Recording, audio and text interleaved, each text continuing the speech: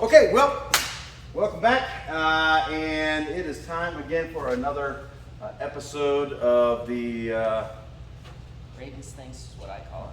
Raven what? Raven's Things. Raven's Things? Oh, since they speaks. Yeah. Or maybe that bumbling guy, or the bearded hippie mystic wizard guy, or just that ugly fella that's going to talk to me today for an hour. Any of those titles work really well. I wouldn't say ugly. You give me like cool biker vibes. Cool biker vibes? He's a rock Ryan, let me tell you what, you're already starting to make your way onto the Christmas list. I'm telling you what, right? Yeah, it's comments like that. See, David? Yeah, see, that's exactly right. You're learning from David already. Yeah, just move right on up the list, man. Okay, so today I want to talk about something you may have heard me talk about, and it's funny because Alex here just mentioned the gratitude rock and the gratitude stone that I've talked to you guys about sometimes. Well, I want to talk to you about the Priceless Stone. Yeah. I'm going to tell you this story real quick. Well, one day there was a man, one day a young boy asked his father, what is the value of his life? Instead of answering right away, the father took a rock out of the chest of his room and told his son, take this rock and go sell it at the market.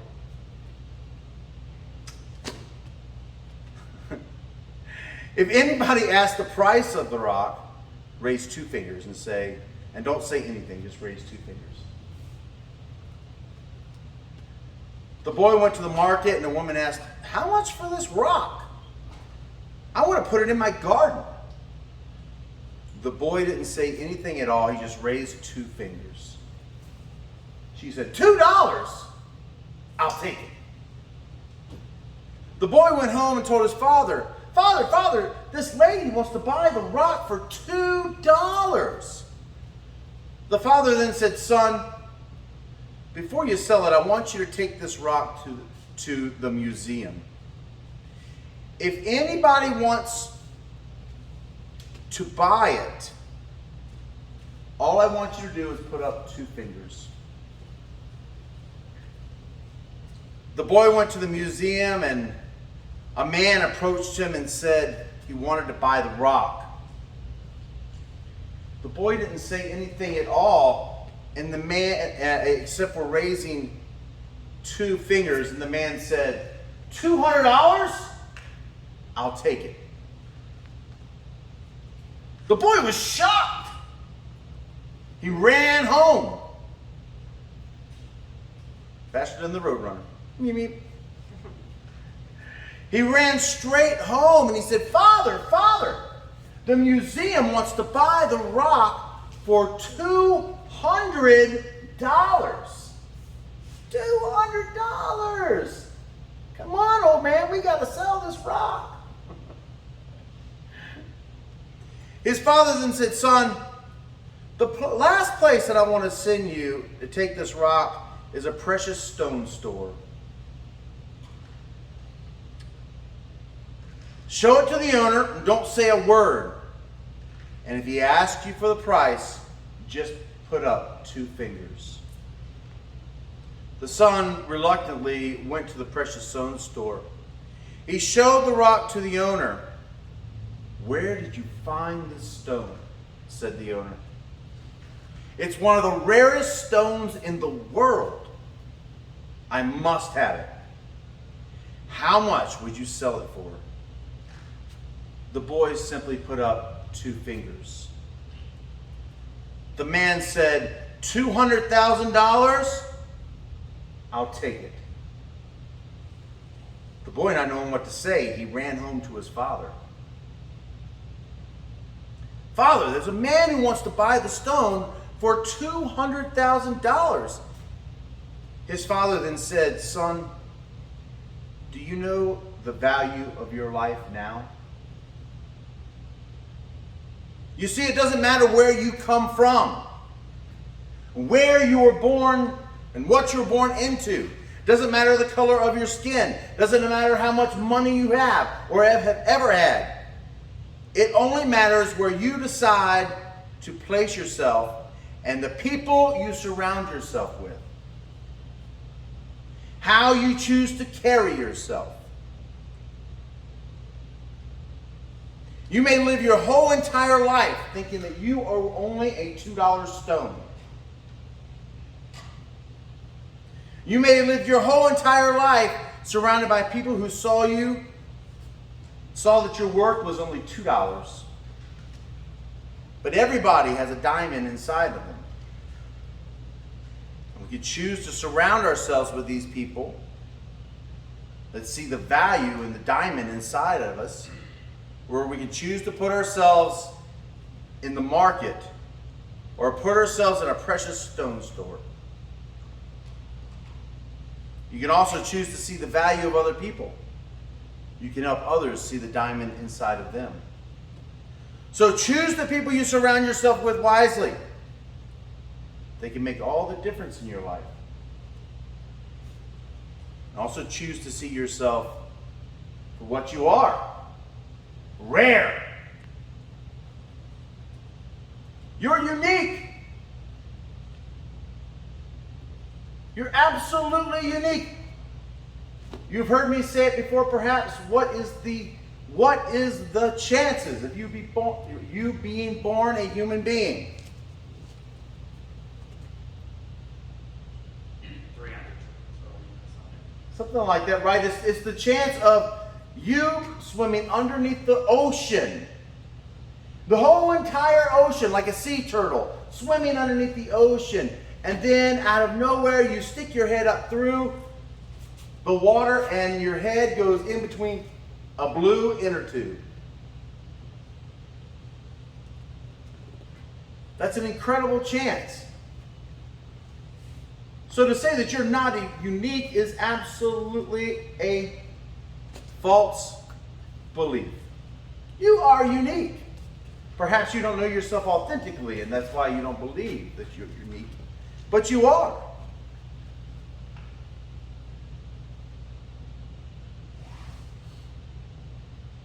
You have to be able to admit, in addition, when you have become toxic as well. When your insecurities are controlling your behavior, and when you're being unfair. Many people, despite how unique they are, will play the blame game.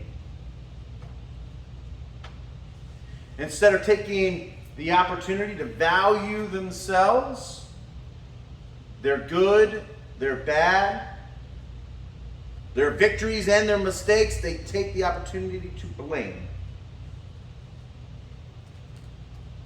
Blame is great for your ego. It's his fault, her fault, anybody's fault but my own. But you know what? Responsibility is good for your future. I'll say that again. Blame is good for your ego. Responsibility is good for your future. Sir? Is it healthy to have a mix of both, or is it detrimental? It's healthy to take responsibility for everything that you do, both the good and the bad. So, for example, you go, I don't know, give me something.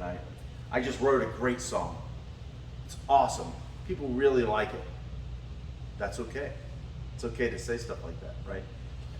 It's also okay to say, the last song I wrote really sucked.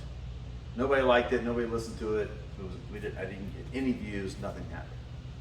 It's important to take responsibility, both good and bad. But you can't really blame somebody else because you have no control over other people. You know?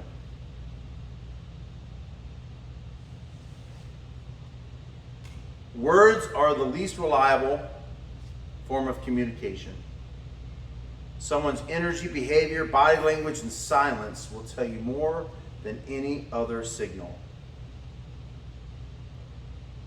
And regret will haunt you more than your failure. I did write this song called The Hard Way. You have it? Don't let regret. Don't let regret. What was the lyric? I can't even remember.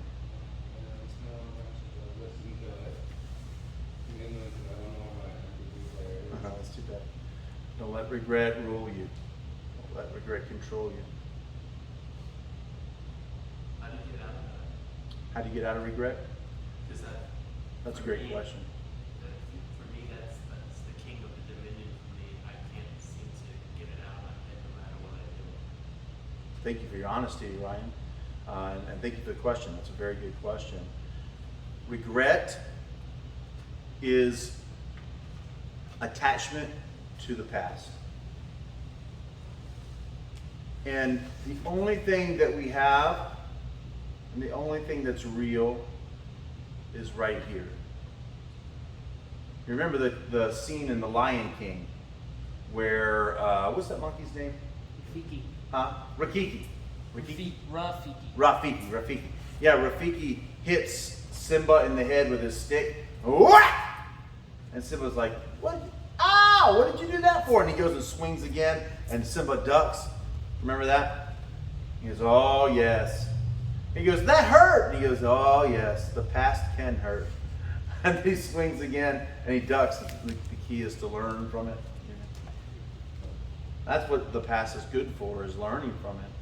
But if we're regretful over it the whole time, if we're attached to it the whole time, what we're really attached to is an illusion. It's not there any longer. It's no longer happening presently. These guys know, but I'll tell you, Ryan, it's like driving a car. Do you drive a car? I'm learning. Learning, okay. So while you're learning, you'll realize that you can, if you wanted to, get on the highway and look in the rearview mirror the whole time. Always concerned about where you were. And if you do that, what will likely happen to you? You'll crash. You'll crash. It's also possible, Ryan, you could set your GPS and look at that the whole entire time. What would also happen? Probably same result. Crash. Yeah, you crash because it can't navigate it like it, you know. But if you were to look presently at all things around you, ahead of you, the side of you, then you're likely to get to your destination, right? So it's okay to glance at the GPS, and it's okay every once in a while to glance in the rearview mirror. But if we live there, if we stay there, if that's the bane of our existence, we will crash in this present moment. And unfortunately, this present moment is the only moment that we have.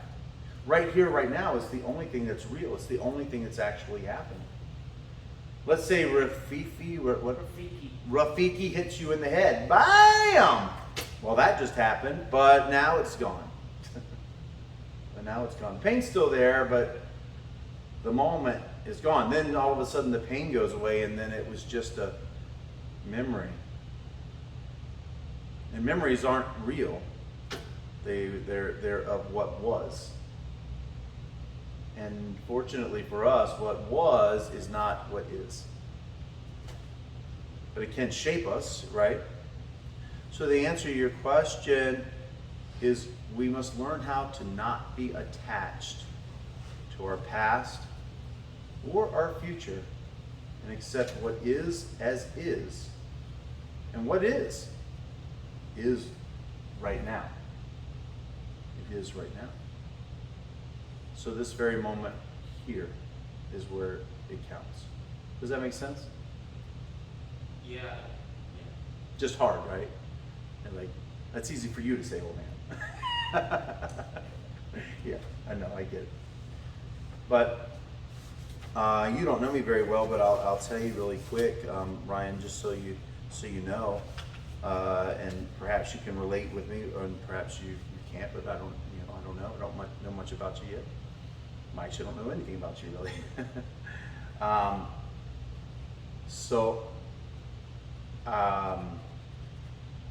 Well, maybe I'll just have you read my book, and so that it'll explain it all to you, so maybe you can relate to If it. you'd like, we could catch up after the lesson. I'm sorry. If What did you'd you like, say? we could catch up after the lesson. Yes. But it definitely wasn't easy for me. to get through all of my stuff that happened to me in my life. But I realized that life is only this short. We're here today and gone tomorrow, literally. I mean, it really feels like that. I mean, it wasn't that long ago in my mind that I was your age, but it was actually quite a long time ago. I was your age, you know. But it was like that. I mean, it just happened so quickly and so fast. I did not want to spend another second of my life feeling miserable. I didn't want to spend another second of my life hating myself. I didn't want to spend a second of my life hating somebody else. And I didn't want to spend another second of my life in regret.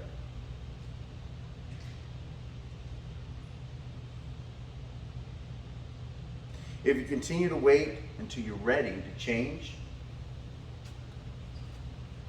if you continue to wait until you're healed enough to change, if you continue to wait until the scars are gone, the wounds have healed over to change, you will be waiting for the rest of your life. Instead, do this. Let me put this aside, where I get a little passionate. Instead, do this. Somebody knocks you down, something knocks you down. Instead of going, oh, life is hard. Instead of doing that, go, good. Bring it on. Instead of, when something hurts you, scars you, wounds you, go, good. I like the taste of blood. Instead of going, oh, these scars are so bad, they're so ugly, go, the chicks like the scars. Because they do. Instead of going, I can't get up, and somebody's trying to pull you up, bat the hand away and go, no, I'll stand up on my own accord. Look at things like a challenge and like a warrior.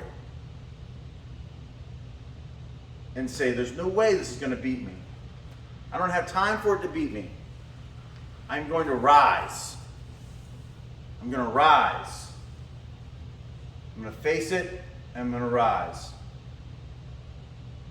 I might be scared, but I'm going to do it anyway. Life might be challenging, but that's good.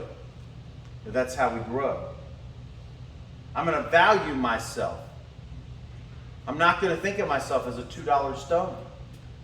I'm going to put myself around people who are also valuable. I'm going to learn. I'm going to take the experiences I have and I'm going to burn my passions. And ignite my passions. Don't worry. Don't worry. What else do you have to lose? I mean, it's not like we're going to get out of this thing alive anyway.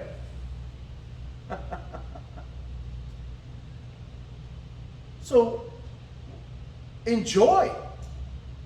Enjoy. Dig in deep into your life. Enjoy the present moment. Why so serious? Why so serious? Why so attached?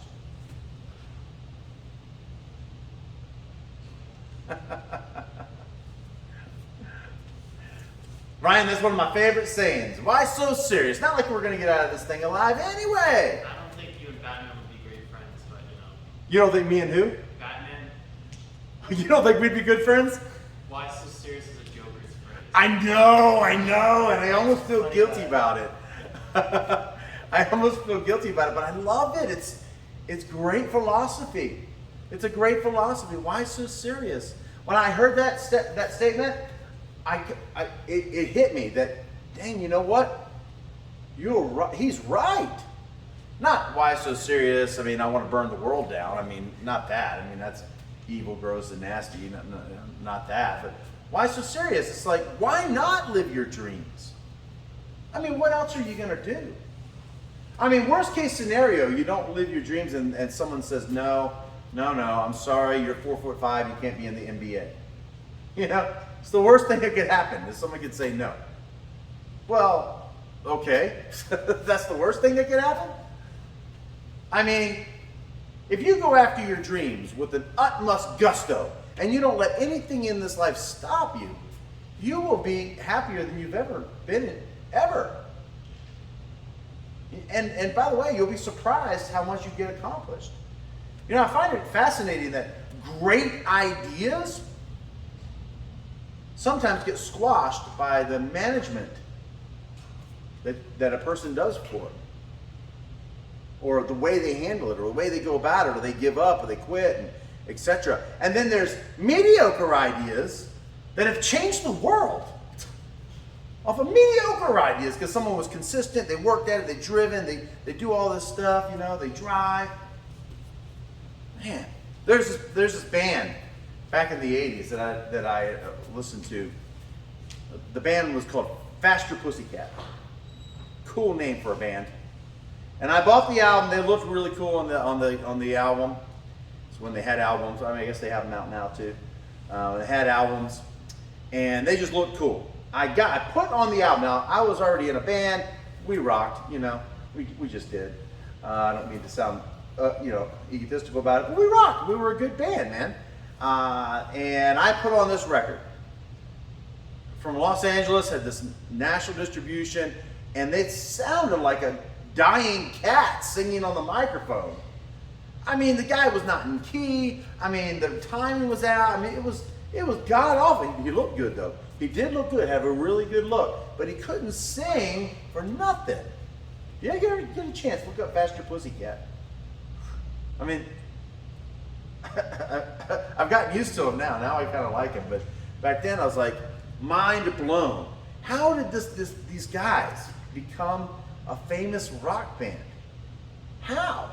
Like they're terrible. How did he do that? Now, 30 plus years later, I realized what the key was. Consistent action. Consistently working. And then they didn't look at themselves like a $2 stone, although they were a $2 stone, believe me. They were 50-cent stone. Terrible. Terrible. But they made it all the way to the top. In fact, they even got a hit on the radio. It's called House of Pain. Really, I can't believe it got on the radio, but it did. And it got into the top 10 on the radio. Unbelievable. That's what I'm saying. I've seen mediocre ideas do great things. And great ideas, my band was really, really, really good. We didn't do anything. I mean, not in that band at that time. So are you saying another way, execution is a vital part of life? Consistently taking action towards your dreams, One of the most important steps, though, is to recognize that you're not a $2 stone. I'm a $3 stone. Nah, you're much more than that, man. I'm sure of it. I can tell already you're smart. Intelligent, inquisitive, smart guy. These are qualities that are important to have. You're not scared to ask questions. That means you're not shy necessarily. These are amazing qualities to have as a person. A guy like that can practically rule the world or a company. Pretty much every day I wake up in the morning and my wife's like, Raven, what are you going to do today? And I'm like, today I'm going to try to take over the world. Hey man, I say go for it. There's plenty of room for plenty of rulers. Yeah. Plenty of room. I would say go for it. Take over the world in what you want to do. Take over the world in what you want to do. Be the best. Don't be a $2 stone or a $3 stone. Be a $200,000 stone or $2 billion stone. It's more like what I want to be. Couldn't you agree? So how do we do that? Learn how to be in the present. Don't be so serious. When we're down in the dumps, just remember, why so serious? Is it happening now? Is this pressure happening now? Like bills, for example. bills go on, like, okay, I get it. Things are going to happen, maybe. But then again, maybe not. You might walk outside and a freak asteroid hits you. I mean, I don't know. All of a sudden, a dinosaur gets resurrected and you don't know. Why so serious? Why not just go for it, man? What do you got to lose? I mean, if you're miserable right now, if you're so miserable right now, you're like, oh, I just don't see the point. Well, okay, cool. That means you got nothing to lose. You might as well go for it. You might as well go for it. Shoot for the stars. I always like to say this. I like to try to lasso Mars. If I don't hit it, I hit the moon. I figured it's better than the guy who's trying to lasso the TV set. Or their cell phone. Like, that's what I want. I got that. Yeah, dude. TikTok all day for me. Woohoo! I'm going to lasso Mars, man. If I hit the moon, okay, cool, whatever. Why so serious? I'm not attached one way or the other. If I end up lassoing TikTok, I might get a little upset. Unlasso that bad boy, try again. We keep trying until I get something up there. I might only lasso the stars. I might only lasso a cloud. But it doesn't matter. At least I'm shooting for it. Because, what do I got to lose? It's not like I'm going to get out of this thing alive anyway. What do I have to lose? Nothing. Nothing. What do you have to lose, Ryan? I don't know yet. Not a thing. Not one single thing. What do you have to lose, Britt? Nada. Nada. Kev? Yeah, nada. I mean, what do you got to lose if you enter in the golf tournament? Nothing. You lose the tournament, or is that going to be like so devastating that, well, you're not going to lose the tournament, but I'm just saying, some freak accident happens and you lose the tournament? What will happen? Nothing. Nothing. Play again. Play again. Do it again. Why not? What do you got to lose? Sun's gonna come up. The sun's going to come up tomorrow. Bet your bottom dollar. Chicken is on Utah, yeah.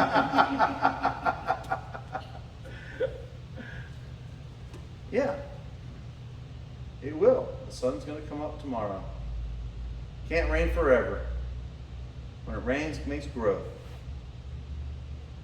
Pain is like rain. It will go away.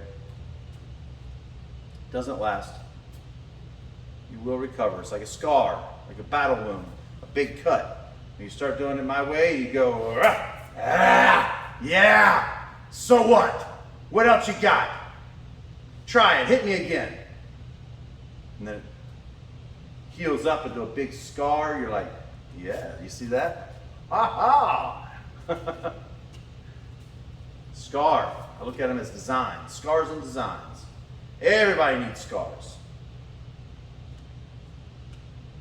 Yeah, but there's some scars that you can't do that with mental scars. Even mental scars, my friend. Even mental scars. It's hard. I'm not saying it's not hard. It is hard. And I know it's hard.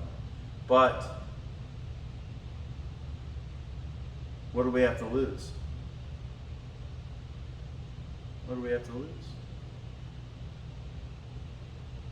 If we go forward, even though we're in pain, what's the worst thing that could happen? What's the worst thing that could happen? Lose what little sanity you left. What's sanity? Good point. I mean, by whose standards? Sanity by whose standards? Society. What's that? No idea, actually. Yeah, so again, I'll ask you, what do you have to lose? Maybe the joke was on something. What did you say? I said maybe the joke was on something minus the killing. Maybe the joke is He was onto something. Just minus the killing and all. minus the killing, right. Minus the killing, right. The Joker's onto something, minus the killing, right. That's what I mean. I'm saying, I mean, I don't think it would be very fun to kill people. In fact, I'm a Buddhist. I totally disagree with killing people. But I do think it would be fun just to go for what I want to do. Do you know what you want to be? If you could be anything, what would it be? Basketball player. All right. I have another kid that's a student of mine. That's what he wants to do too, be a basketball player. So great. So what can you do to be a basketball player? I don't know, man, 'cause I'm 21, so the window might be closed, but Nah. maybe with this program, they might be open. Who knows? We'll see. Oh yeah, dude. We'll see. Britt, do I open doors? He opens doors, trust me, I'll tell you later about it. It's crazy, this guy. Open doors, I man. do film stuff, and this guy's got so many connections. It's unbelievable. I'm hoping that I have a lot of rage from my past that I can filter that to something. You will filter it. And you know where you'll filter it into? Your goal. Fighting self-defense. Huh? Fighting self-defense. Well, yeah, you can learn that too. Yeah, for sure, for sure. No, you're gonna channel that right into your goal and your dream to be a great basketball player. What is it about basketball that you like, that you want to I've loved be? it ever since I was a kid. Boom! I love that. I love that. So, I mean, we need to be working on skills and drills and just channeling. When you get upset, you get angry. Well, good thing we have basketball courts and stuff. Work your drills, work your shots, you work everything. You put that right into your goal, into your dream, and you let your passion ignite you and being on fire. You burn that pain off through your sweat. You burn that pain off through your pain, physical pain. You burn it off through your desire to do something better. Yeah, you allow that to become your ignition. You sure do, man.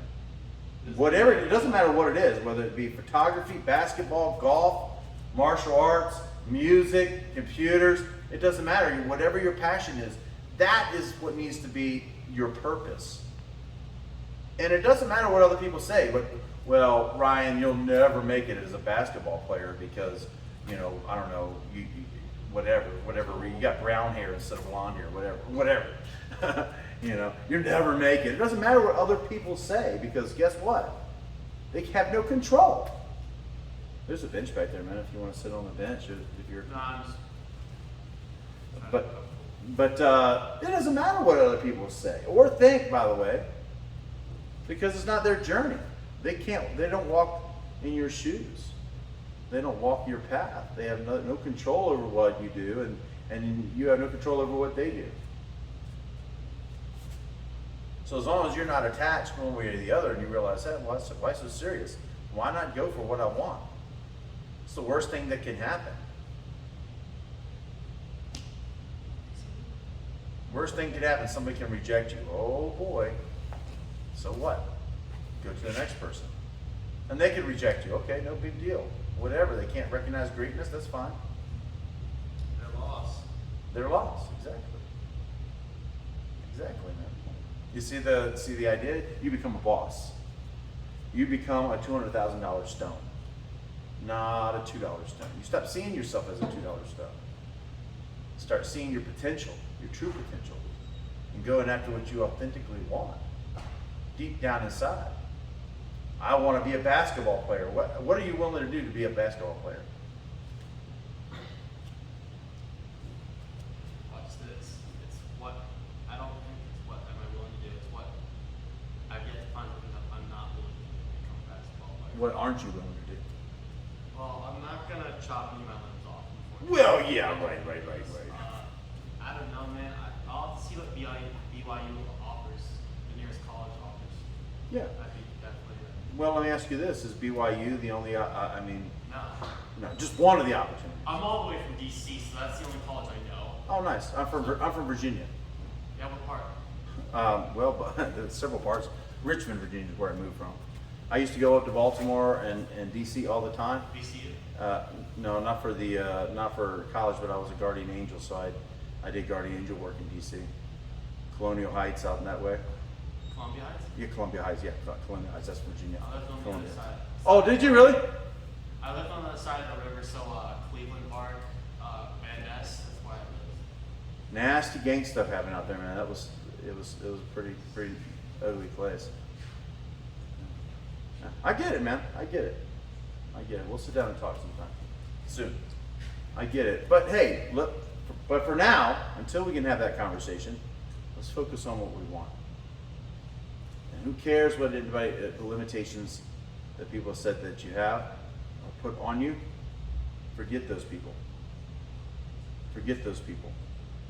And now you got me in your corner. And I will kick doors down open for all of you guys. I will kick doors down open for you. Fire department.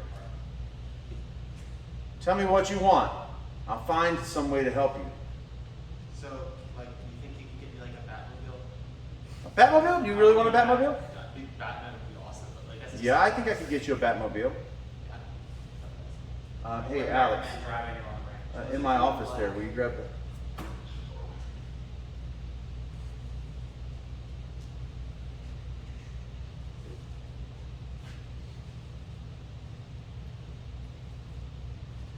I will knock down the doors for you, whatever you want.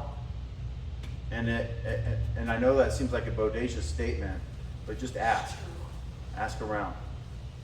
Right, very good.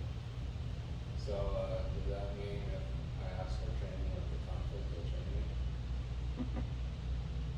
He really wants to train with the tonfas. They're my favorite weapon. Are they? I thought the knife was your favorite weapon. The sword is my second favorite. I had a great sword lesson yesterday. Come here. Oh, nice. Ask and you shall receive. Oh, it's the 60s version too? Yeah. That's Coming what's out up. with the DI. Yo, appreciate it. Thank you. You ask. I probably did that wrong. T-shirt.